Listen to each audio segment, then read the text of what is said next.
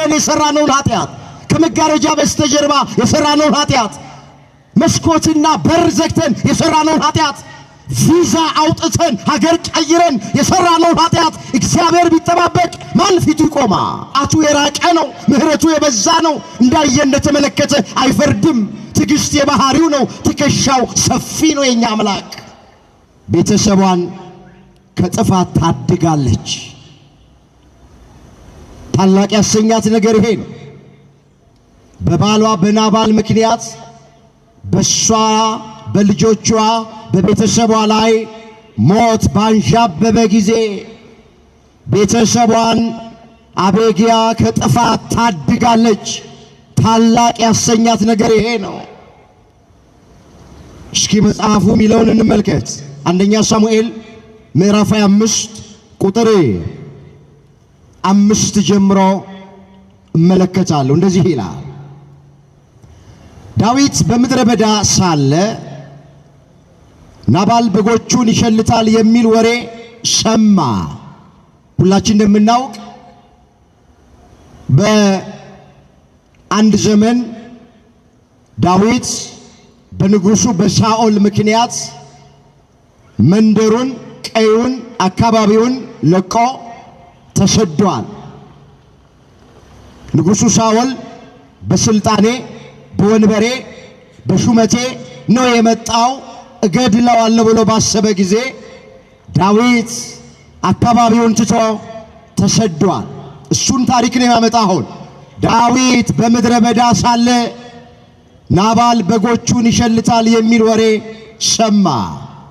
አሁን በዚህ ሰዓት ዳዊት በስደት ላይ ነው ያለው። በዓይነ ሕሊናችሁ ሳሉት። ናባል የተባለውን ሰው በጎቹን በምድረ በዳ እየጠበቀ ነው። ተስማምተው አይደለም። ይሄን አክል ብር ከፍልሃለሁ በጎቼን ጠብቅ ብሎት ውል ገብተው አይደለም። ቃል ኪዳን አድርገው አይደለም። በስደት ሰዓት እረኞችን ዳዊት አገኘ። በጎች ሲጠብቁ የማን በጎች ነው ብሎ ጠየቀ። የናባል በጎች ነው ብለው አሉት። ዳዊት ከበጎች ጋር ግንኙነት ስላለው ከልጅነት እስከ ዕውቀት ከበጎች ጋር ስላደገ እረኝነት ጸጋው ስለሆነ የናባልን በጎች በምድረ በዳ መጠበቅ ጀመረ ይላል። አብረው የተሰደዱ ሰዎች አሉ ከዳዊት ጋር። ከነሱ ጋር ሆኖ በጎች እየጠበቀ ሳለ ናባል በጎች ይሸልታል የሚል ወሬ ሰማ ይላል። ዳዊትም 10 ጎልማሶችን ላከ። ለጎልማሶችም አለ ወደ ቀርሜሎስ ወጣታችሁ ወደ ናባል ሂዱ፣ በስሜም ስለ ሰላም ጠይቁት፣ እንዲህም በሉት በደህንነት ኑር፣ ላንተና ለቤትህ ላንተም ላሉት ሁሉ ሰላም ይሁን። አሁንም በጎችን እንድትሸልት ሰምቻለሁ። እረኞችህም ከኛ ጋር ነበሩ፣ ከቶም አልበደልናቸውም። በቀርሜሎስ በተቀመጡበት ዘመን ሁሉ ከመንጋው አንዳች አልጎደለባቸውም።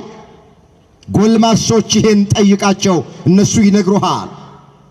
አሁንም እንግዲህ በመልካም ቀን መጥተንብሃልና ጎልማሶች በፊት ሞገስ ያግኙ፣ በእጅህም ከተገኘው ለባሪያዎችህና ለልጅ ለዳዊት እባክህ ስጥ አለ። አስተውሉ እግዚአብሔር ልጆች። 10 ጎልማሶችን ዳዊት መረጠ፣ ወደ ናባል ላከ። ምን ብሎ? በምድረ በዳ ያንተን በጎች እየጠበቅን ነው። አጥር ቅጥር ሆነን አውሬ እንዳይነጥቃቸው ተኩላ እንዳይበላቸው በነፍሳችን ተወራርደን በጎችህን እየጠበቅን ነው። በጎች እንደምትሸልት ሰምተናል አሉ። በእስራኤል ባህል በግ ሲሸለት ትልቅ ድግስ ይደገሳል።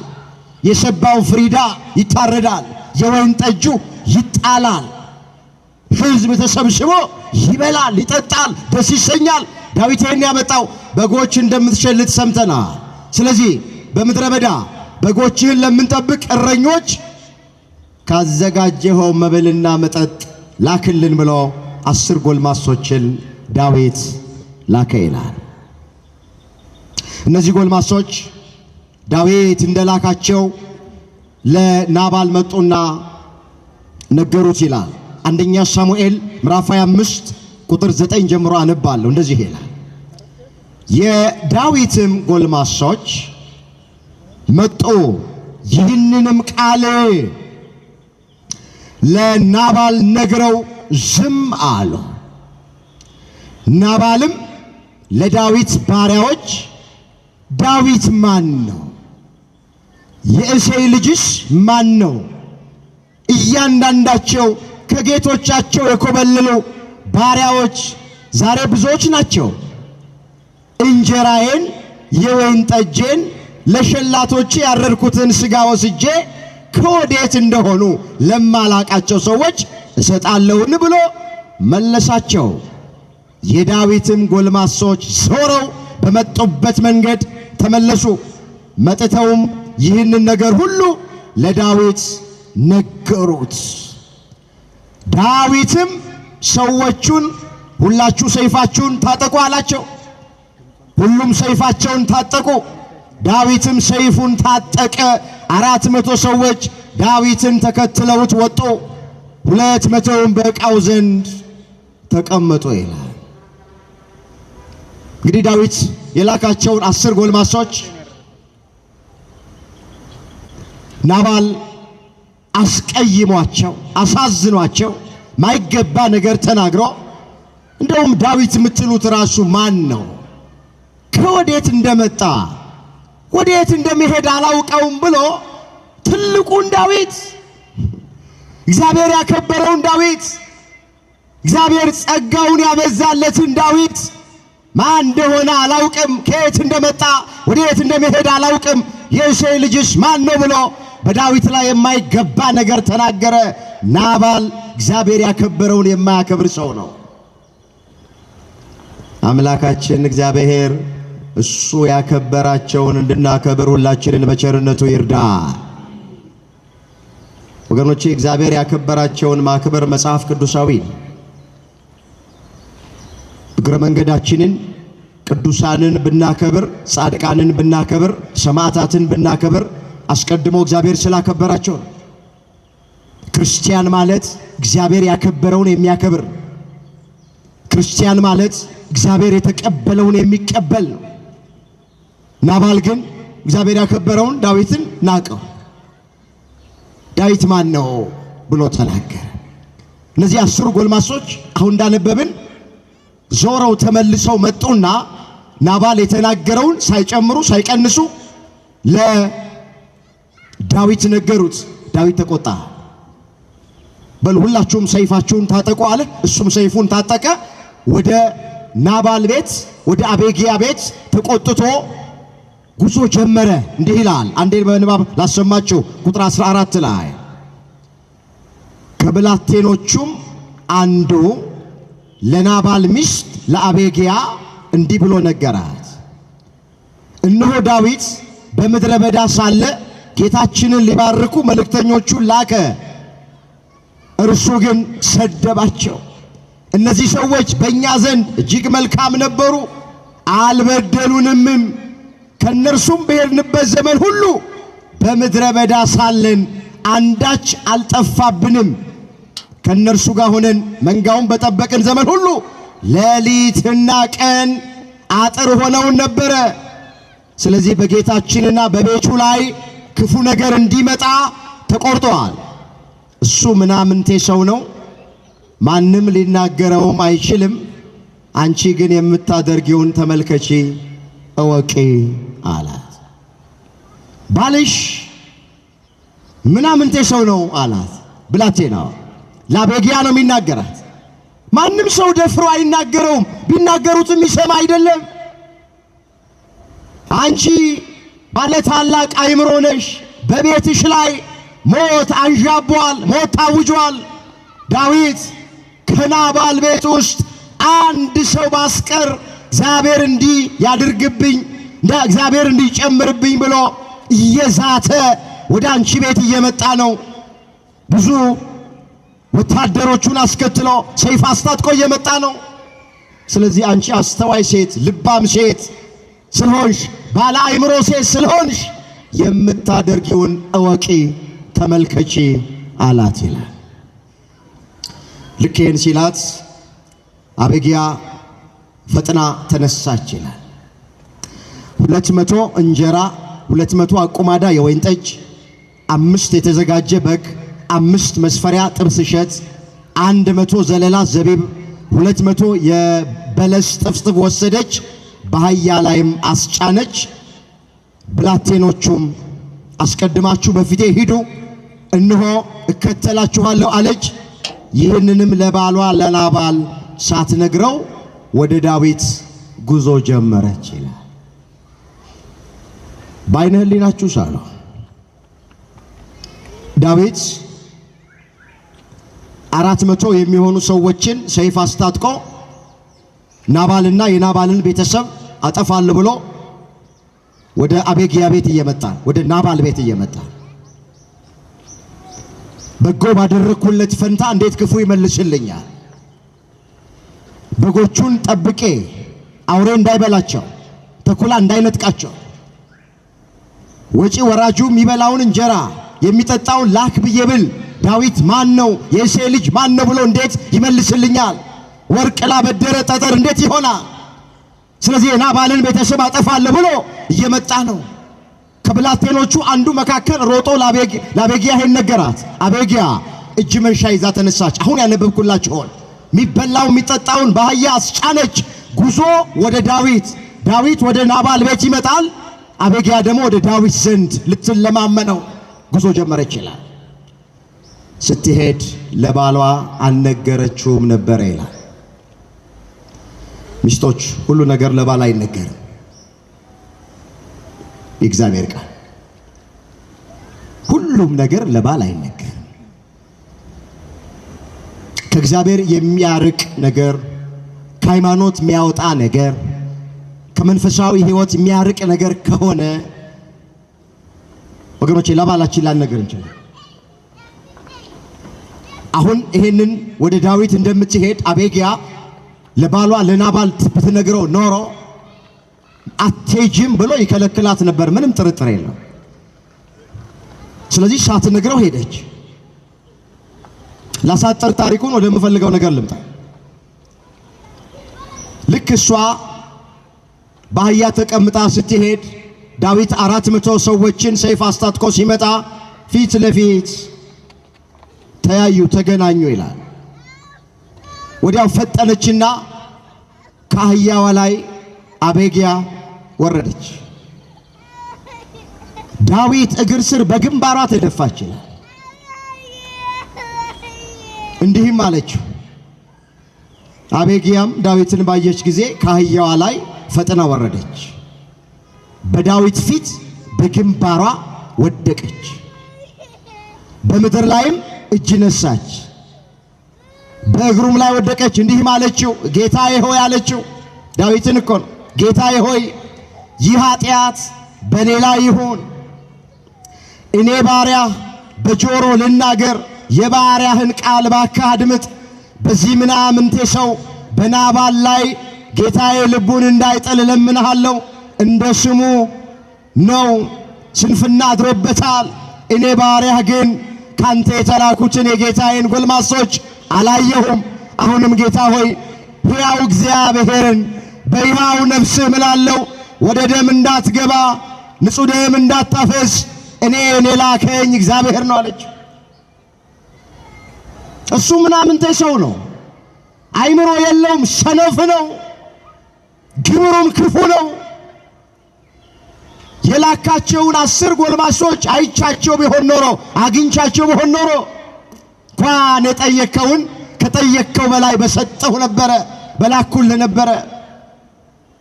ነገር ግን አላዩአቸው መልእክተኞችን። ስለዚህ ንጹሕ ደም እንዳታፈስ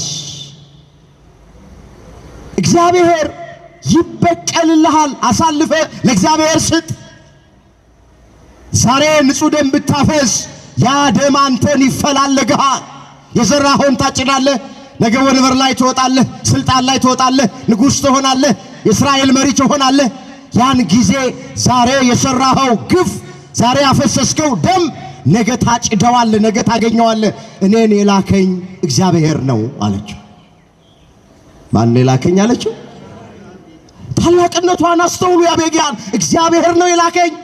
ንጹሕ ደም እንዳታፈስ፣ በቀል እንዳታደርግ፣ ነፍስ እንዳታጠፋ እግዚአብሔር ልኮኝ ነው የመጣሁት አለችው። ዳዊት አቤግያን አላት፣ ዛሬ እኔን ለመገናኘት አንቺን የሰደደ የእስራኤል አምላክ እግዚአብሔር ይመስገን አላት። ምን ታሟርታለች አላለም ዳዊት። አልናቃትም። በዓይነ ሕሊናችሁ ሳሉ ዳዊት በጣም ትልቅ ሰው ነው። በሰራዊት የሚታጀብ ነው። እግዚአብሔር ብዙ ጸጋ የሰጠው ሰው ነው። የአንድ ምስኪን ሴት ቃል ሰማ። ክፉ ነገር ካንደበቱ አልወጣም። ማናት ደግሞ እቺ? ያዟት፣ እሰሯት፣ ግረፏት፣ እንዲያርጓት አላለም። ምንድነው ያለው? ዳዊትም አቤግያን አላት፣ ዛሬ እኔን ለመገናኘት አንቺን የሰደደ የእስራኤል አምላክ እግዚአብሔር ይመስገን አለ። አመነ። አንቺን የላከልኝ እግዚአብሔር ነው አላት። ዝቅ ብሎ እንዲህ አለ፣ በቀል እንዳላደርግ። ምን እንዳላደርግ? በቀል እንዳላደርግ፣ እንዳልበቀል፣ ንጹሕ ደም እንዳላፈስ፣ ነፍስ እንዳላጠፋ የከለከለኝ አይምሮሽ የተመሰገነ ይሁን አላት። አንቺም የተመሰገንሽ ሁኚ፣ ነገር ግን ክፉ እንዳላደርግብሽ የከለከለኝ የእስራኤል አምላክ ሕያው እግዚአብሔርን እኔን ለመገናኘት ፈጥነሽ ባልመጣሽ ኖሮ እስኪ ነጋ ድረስ ለናባል አንድ ወንድ እንኳን ባልቀረ ነበር። ዳዊትም ያመጣችውን ከእጇ ተቀብሎ በደና ወደ ቤትሽ ሂጂ፣ እነሆ ቃልሽን ሰማው፣ ፊትሽንም አከበርኩኝ አላት። ይዛ የመጣችውን እጅ መንሻ መብል መጠጡን ተቀበላት። አንቺን ወደ እኔ የላከ የእስራኤል አምላክ የእስራኤል ቅዱስ የሰራዊት ጌታ እግዚአብሔር ነው ብሎ አመነ። ይህም ደግሞ በቀል እንዳላደርግ ነው አለ። የእግዚአብሔርን ሕግና ትእዛዝ እንዳልተላለፍ ነው አለ። ስለዚህ ይህን የከለከለኝ አይምሮሽ የተመሰገነ ነው፣ ታላቅ አይምሮ ያለሽ ናሽ ብሎ ደገመው። እሷን ወደ ቤት አሰናበታት ይላል። አቤግያም ወደ ናባል መጣች፣ ወደ ቤቷ ወደ ባሏ ጋር መጣች ማለት። በቤቷ ላይ አንዣበበውን ሞት አስቀርታ ታሪክ እንዲቀየር ነገር እንዲገለበጥ አድርጋ ዳዊት በመጣበት እንዲመለስ አድርጋው ወደ ቤት መጣች፣ ወደ ናባል ጋር። በቤት እንደ ንጉሥ ግብዣ ያለ ተደርጎ ነበር ይላል። በጎቹን እየሸለተ ስለነበረ ናባል ትልቅ ድግስ ደግሶ ነበር፣ እጅግም ሰክሮ ነበር ይላል። ደስ ብሎትም ነበረ። ስለዚህ እስኪ ነጋ ድረስ ታናሽ ነገር ወይም ታላቅ ነገር አልነገረችው። ሰክሯል። የሰከረ ሰው ራሱን ይስታል። በዛ በስካር መንፈስ ምንም ልትለው አልወደደችም። አቤግያ እስኪ ነቃ ታገሰችው፣ ዝም አለች፣ ምንም ነገር አልነገረችውም ይላል። በነጋውም የጠጁ ስካር ከናባል ባለፈ ጊዜ ሚስቱ ይሄንን ነገር ነገረችው። ዳዊት ከናባል ቤት ውስጥ ያሉትን ወንዶች አንድም አላስቀርም ብሎ 400 ሰዎችን ሰይፍ አስታጥቆ እንደመጣ ኋላም እሷ ያደረገችውን ነገር ለባሏ ለናባል ከስካሩ በነቃ ጊዜ ተረከችለት ነው የሚለው መጽሐፍ። ነገረችው ይላል። ልክ ይሄንን ስትነግረው ልቡ በውስጡ ሞተ ይላል። የናባል ልቡ በውስጡ ሞተ፣ እንደ ድንጋይም ሆነ። 10 ቀንም በኋላ እግዚአብሔር ናባልን ቀሰፈው፣ እርሱም ሞተ ይላል። በዓይነ ሕሊናችሁ ሳሉ አቤግያ ለባሏ ለናባል ዳዊት በቤቱ ላይ ሊያደርግ ያሰበውን ከተረከችለት በኋላ እሷ ደግሞ ያደረገችውን ነገር በነገረችው ጊዜ ልቡ በውስጡ ሞተ፣ ራሱን ስቶ ወደቀ። ለ10 ቀን ያክል ስትንከባከበው ይሻለዋል እያለች ይነቃል እያለች አቤግያ ጠበቀች። ነገር ግን የእግዚአብሔር ፍቃድ ሆነና በእግዚአብሔር ስለተቀሰፈ ከ10 ቀን በኋላ ናባል አንቀላፋ፣ ሞተ ይላል። ታሪኩን አንዴ ልጨርስ። ዳዊትም ናባል እንደሞተ በሰማ ጊዜ ከናባል እጅ የስድቤን ፍርድ የፈረደልኝ ባሪያውን ከክፋት የጠበቀ እግዚአብሔር ይመስገን። እግዚአብሔርም የናባልን ክፋት በራሱ ላይ መለሰ አለ። ዳዊትም ልኮ ያገባት ዘንድ አቤግያን ተነጋገራት። የዳዊትም ባሪያዎች ወደ ቀርሜሎስ ወደ አቤግያ በመጡ ጊዜ ዳዊት ያገባሽ ዘንድ ወደ አንቺ ልኮናል ብለው ነገሯት። ተነስቷ በግንባሯ ወድቃ እጅ ነሳችና እነሆ እኔ ገረድ የጌታዬን ሎሌዎች እግር አጥብ ዘንድ አገልጋይ ነኝ። አቤግያም ፈጥና ተነሳች፣ በአህያ ላይ ተቀመጠች። 5 ገረዶች ተከተሏት። የዳዊትን መልእክተኞች ተከትላ ሄደች፣ ሚስትም ሆነችው ይላል። ትሕትናዋን ተመልከቱ። እኔ እንደ እግሩን ማጠብ እንኳን ማይገባኝ እንኳን የዳዊት ሚስት ልሆን ይቅርና እግሩን ዝቅ ብዬ ማጠብ አይገባኝም አለች። ባላ እግዚአብሔር ፍቃድ ሆነና ዳዊት አቤግያን አግብቶ ኖረ ይላል ታሪኩ። ባጭሩ ታሪኩ ይሄ ነው። ከዚች ሴት ምንድነው የምንማረው? እሱን ባጭሩ ጥቂት ነገሮችን አያል። እሺ አስደናቂ ታሪክ በብሉይ ኪዳን ያላት አቤግያ አሁን ይህን ድምፅ ለምንሰማ ለኛ ምንድነው የምታስተምረን? ከታሪኩ ምንድነው የምንማረው? ታሪኩን መተረክማ ቀላል ነው። ከዚህ በፊትም በአንድም በሌላም መንገድ ሰምተነው ይሆናል። ከዚህ ታሪክ ምን እንማራለን? የመጀመሪያ ከአቤግያ የምንማረው ሰውን ከነ አመሉ ችሎ መኖር። ተረክን አይደል? ናባል ክፉ ግብር ያለው ባለጌ፣ ለትዳሩ የማይታመን ሸካራም ምናምን እንደነበር መጽሐፍ ቅዱስ የመዘገበውን ተረክን። ብዙ ድካም አለበት፣ ብዙ ስህተት አለበት፣ ብዙ ወንጀል አለበት። ልፍታ ብላ ብትል አቤግያ ናባልን ለመፍታት በሰውኛው አጥጋቢ ምክንያት ነበራት። ግን ለመፍታት አላሰበችም። ከነ አመሉ እስኪሞት ድረስ ነፍሱ ከስጋው እስኪትወጣ ድረስ አቤግያ የባሏ የናባልን አመል ችላ ኖረች። ሚስቶች እዚህ ውስጥ ካላችሁ ባሎቻችሁ ድካም ሊኖርባቸው ይችላል። ደካማ ጎን ሊኖርባቸው ይችላል። ባካችሁ ድካማቸውን ጉድለታቸውን ችላችሁ አብራችሁ ኑሩ። መፋታት መፍትሄ አይደለም። ችግሮቻችሁን ፍቱ እንጂ ትዳራችሁን አትፍቱ። አቤግያ የምታስተምረን ይሄንን አመሉን፣ ድካሙን፣ ደካማ ጎኑን አይታ እንዳላየ ሰምታ እንዳልሰማ ሆና በትዳሯ ታምና እስከ መጨረሻው ድረስ ጸናች።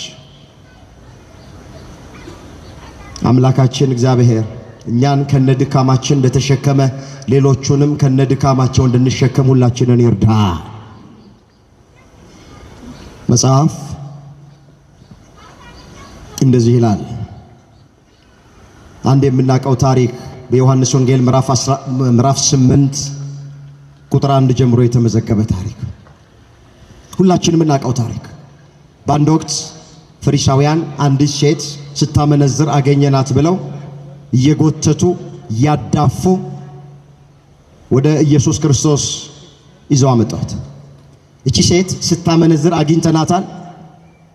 ኦሪቱ ወይም ሙሴ እንደነዚህ ያሉት በድንጋይ ተወግረው እንዲሞቱ ያዛል። አንተ ስለሷ ምን ትላለህ አሉት። አሁን ትወገር ቢል በድንጋይ ትወገር ቢል የእግዚአብሔር ልጅ ነኝ ይላል። ነገር ግን በሰው መሞት ደስ ይለዋል ሊሉ፣ አይ አትወገር ነፃ ልቀቋት ብሎ ቢል ደግሞ ሕጋችንን ሻረ ብለው ሊከሱት፣ ስህተት ሲፈልጉበት ምክንያት ሲፈልጉበት ይህን ጥያቄ ጠየቁት። ስታመነዝር አግኝተናታል ምን ትላለህ አሉት። እኔን ታሪክ ሳነብ በጣም የሚገርመኝ ይዞ የመጡት ሴቷን ነው፣ ወንዱን ይዞ አልመጡትም። መቼስ ብቻዋን አታመነዝር። የታል ወንዱ? ሴቷን ነው አንጠልጥለው ይዟት የመጡት። ስታመነዝር አግኝተናል ብለው የከሰሷት የወነጀሏት ሴቲቱን ነው።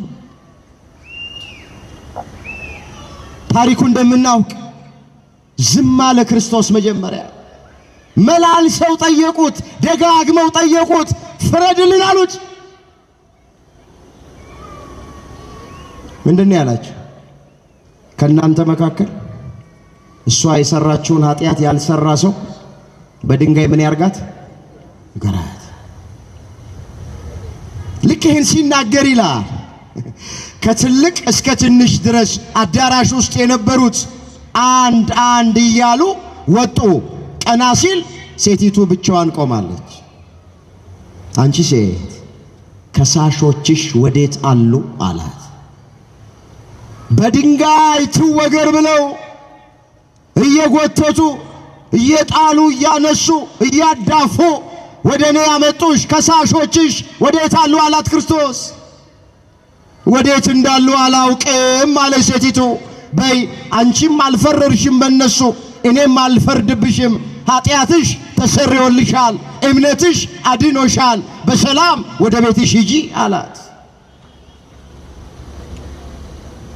በድንጋይ ሊያስወግራት የመጡት አንገታቸውን ደፍተው አፍረው ተመለሱ። አዝና የመጣች አንገቷን ደፍታ የመጣች መከራዋን ሊያሳዩት ያመጣች ሴት ቀና ብላ ኃጢአቷ ተሰርዮላት በሰላም ወደ ቤቷ ሄደች። ወገኖቼ እነዚህ ፈሪሳውያን በዚች ሴት ላይ ለመፍረድ ምንም ሞራል የላቸው። እሷ የሰራችውን ኃጢአት እነሱም ሰርተውታል። ስለዚህ ከእናንተ መካከል ንጹሕ የሆነ እሷ የሰራችውን ኃጢአት አልሰራውም የሚል ሰው ካለ ፈቀድኩለት ይውገር ሲል፣ አይ እሷ የሰራችውን ኃጢአትማ እኛም ሰርተነዋል፣ በግልጽም ሰርተነዋል፣ ተደብቀንም ሰርተነዋል። ስለዚህ ብለው ወጡ። አንድም ሰው ንጹሕ አልነበረም ሴቲቱን ለመውገር የበቃ። ስለዚህ የእግዚአብሔር ልጆች ይሄ ድምፅ የሚሰማ ሚስቶች በባሎቻችን ድካም፣ አመል፣ ደካማ ጎን ከመፍረድ ይልቅ በጸሎት እንደግፋቸው፣ በጸሎት እናግዛቸው። ባሎች በሚስቶቻችን ላይ ከመፍረድ ይልቅ አይ ይሄ ደካማ ጎኗ ነው ብለን ወደ ፍቺና ወደ ሌላ ነገር ከመሄዳችን በፊት በጸሎት ሚስቶቻችንን እናስ በማንም ሰው ላይ አንፍረድ። ወገኖቼ እግዚአብሔር እኛን እያኖረን ያለው በስራችን በጽድቃችን ሳይሆን በምህረትና በቸርነቱ ነው። እውነት ሐሰት መስክሩ፣ እውነት ሐሰት። ዳዊት ምን አለ? አቤቱ ኃጢአትንስ ብትጠባበቅ ኖሮ ከፊትህ ማይቆም ነበረ፣ ይቅርታ ካንተ ዘንድ ነው። እዚህ መዝሙር 129 ቁጥር 3 ላይ የተመዘገበ እግዚአብሔር አቤቱ ኃጢአትንስ ብትጠባበቅ ኖሮ ከፊትህ ማይቆም ነበረ፣ ይቅርታ ካንተ ዘንድ ነው አለ። ወገኖቼ ጨለማን ተገን አድርገን የሰራነውን ኃጢአት እግዚአብሔር ቢጠባበቅ ማን በፊቱ ይቆም ነበር? እኔ እዚህ ጋር ቆሜ የማስተምረው እግዚአብሔር ብዙ ነገር ስለተወልኝ ነው። ሚመናን እናንተ ጠዋት ማታ ወደ መቅደሱ የምትገሰግሱት፣ ቁጭ ብላችሁ ይሄንን የእግዚአብሔር ቃል የምትሰሙት፣ የከንፈራችሁን ፍሬ ዝማሬ፣ ምስጋና ለእግዚአብሔር የምታቀርቡት፣ ቅዳሴ መተን የምናስቀድሰው፣ መቅደስ ገብተን ተንሱ ጸልዩ የምንለው ባካችሁ በጽድቃችን አይደለም፣ ለእግዚአብሔር ተመችተነው አይደለም። አካባቢ ቀይረን የሰራነውን ኃጢአት ሰፈር ግን እሱ ባለብዙ ምህረት ነው። መዓቱ የራቀ ነው፣ ምህረቱ የበዛ ነው። እንዳየ እንደተመለከተ አይፈርድም። ትዕግስት የባህሪው ነው። ትከሻው ሰፊ ነው የኛ አምላክ። ኃጢአተኞችን ይወዳል፣ ኃጢአትን ይጠላል፣ ኃጢአተኞችን ይወዳል።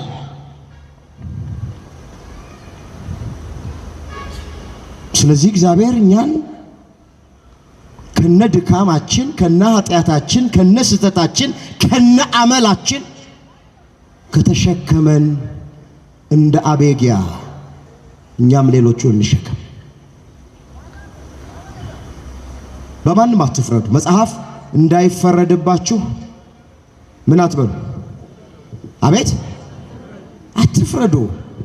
የማቴዎስ ወንጌል ምዕራፍ 7 ቁጥር 1 ላይ የተመዘገበ እግዚአብሔር ቃል እንዳይፈረድባችሁ አትፍረዱ። እመኑኝ የእግዚአብሔር ልጆች፣ እኛ በወንድሞቻችንና በእህቶቻችን ላይ ካልፈረድን እግዚአብሔር በእኛ ላይ አይፈርድም። እኛ በሌሎች ላይ ከፈረድን እርግጠኛ ሆኜ እነግራችኋለሁ እግዚአብሔር በእኛ ይፈርዳል። እንዳይፈረድባችሁ አትፍረዱ።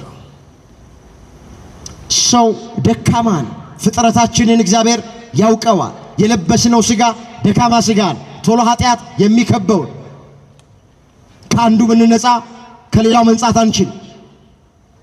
ማንም በእግዚአብሔር ፊት ንጹሕ የለም። መጽሐፍ ልቤን አጠራው ከኃጢአትም ነጻሁ የሚል ማን ነው ይላል።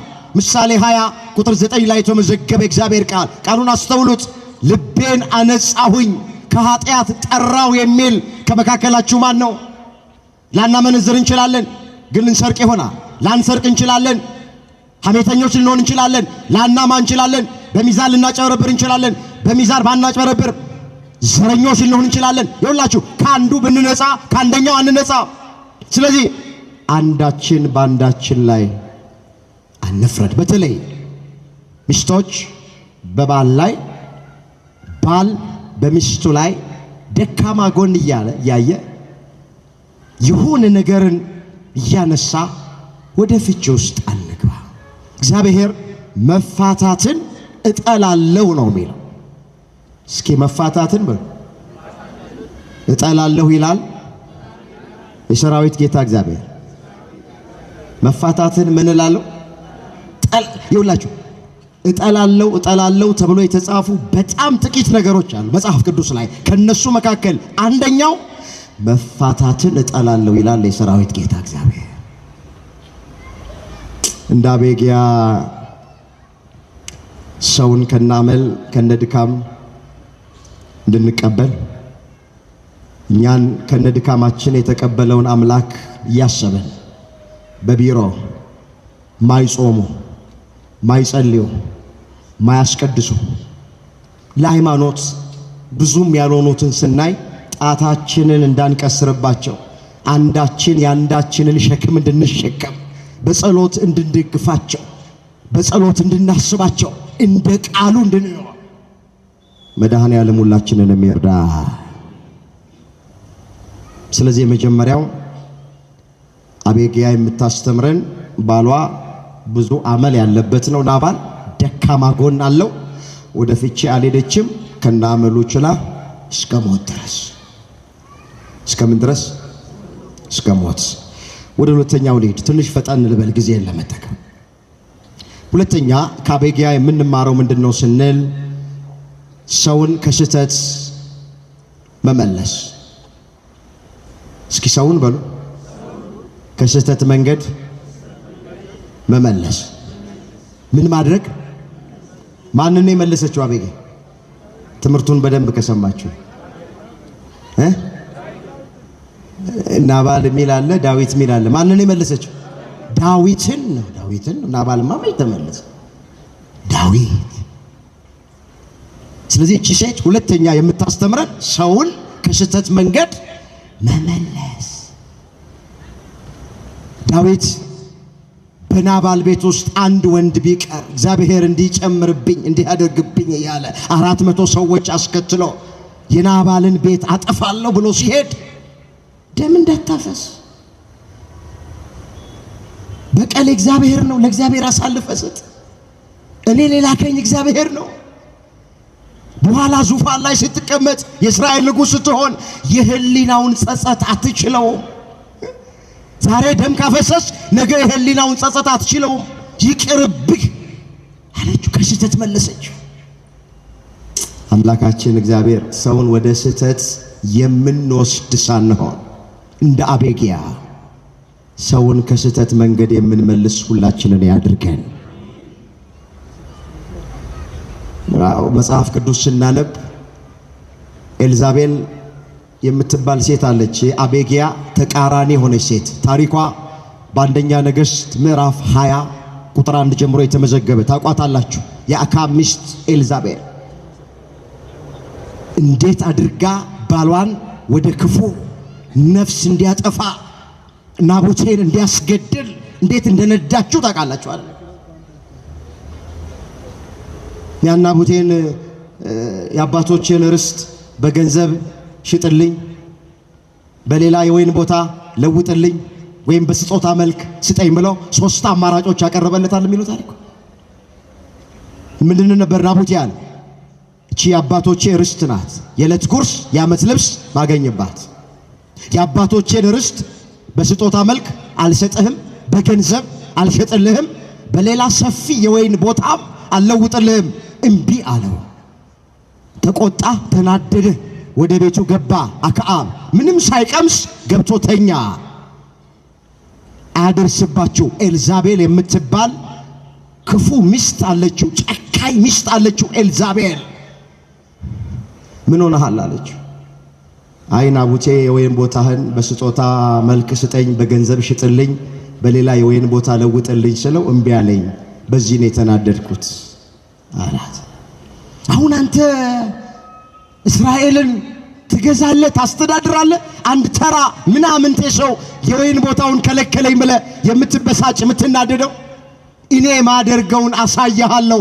ወዶና ፈቅዶ አልሰጠ ያለውን ርስቱን ሳይወድ በግድ በነፃ እንዲሰጠን ያደርጋለሁ አለች።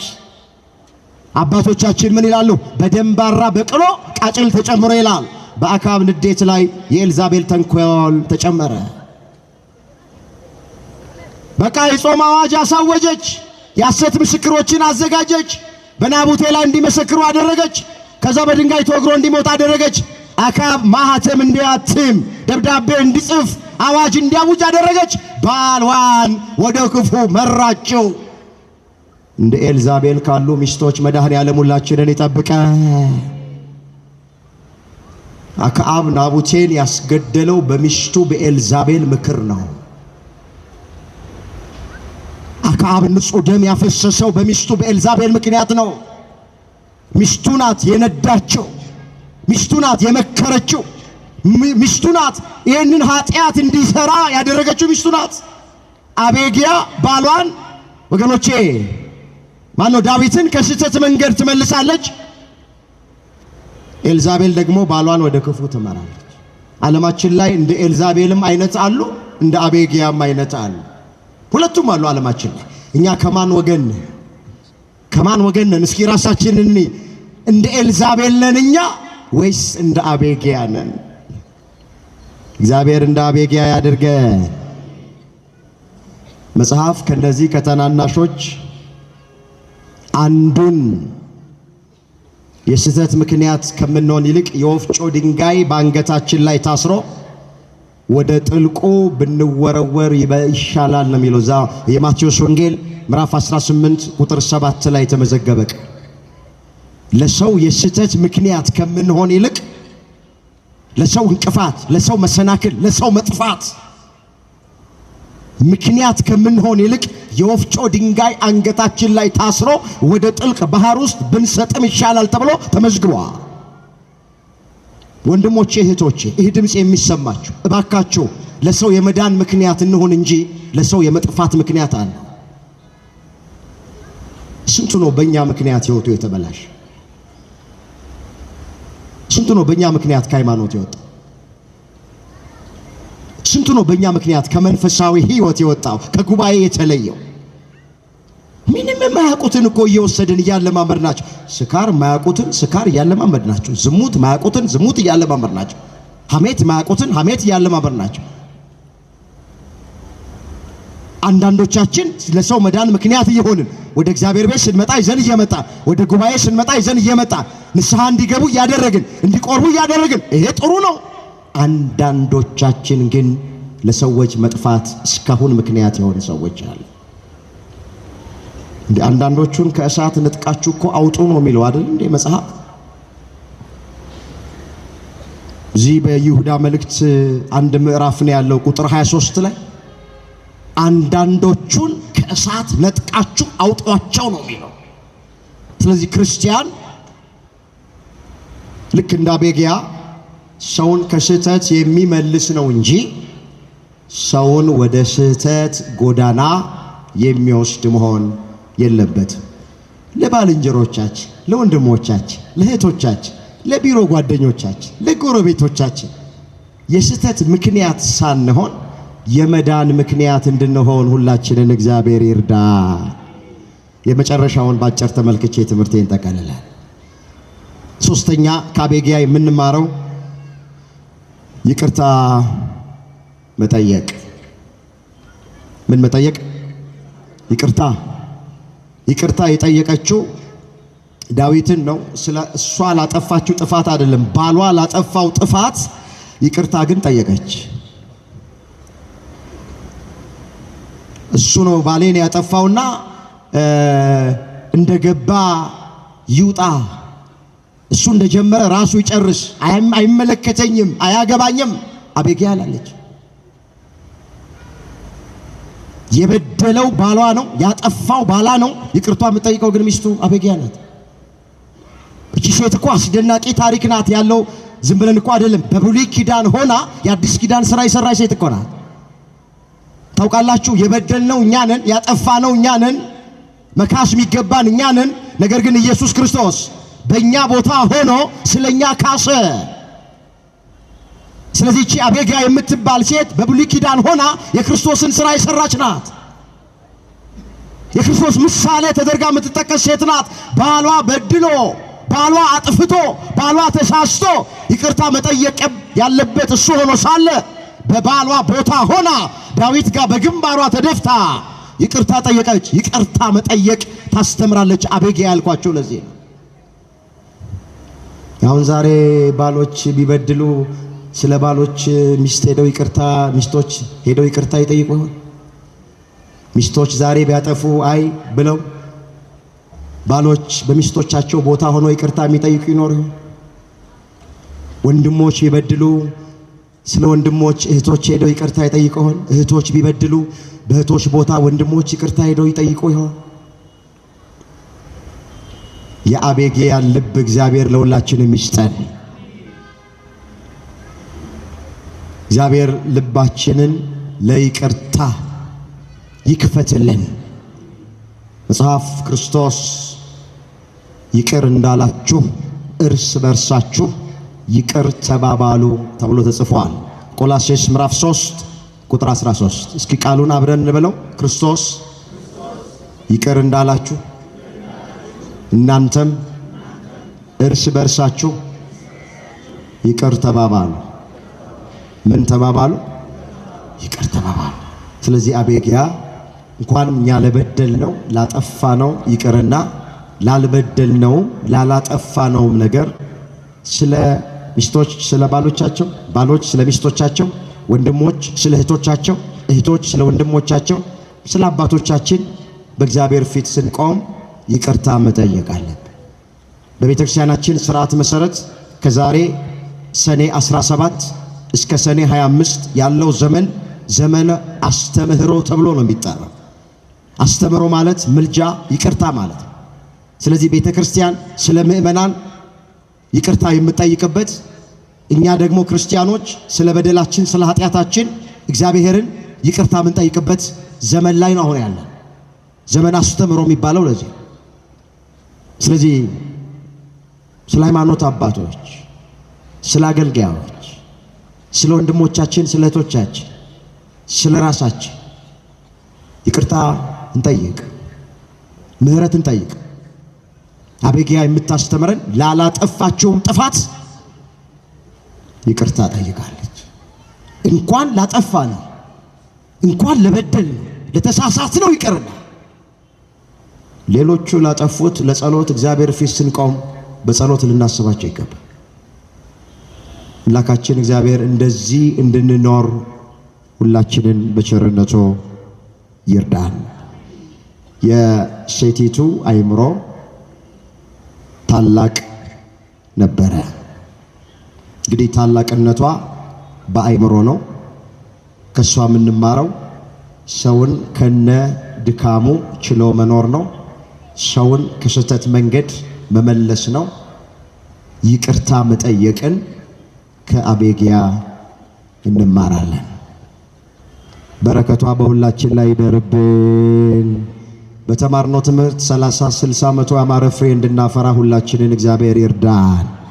በተዋሕዶ ሃይማኖት በሥላሴ ልጅነት እስከ መጨረሻው ድረስ ያጽናን። የሁላችንን መጨረሻ እግዚአብሔር ያሳምር።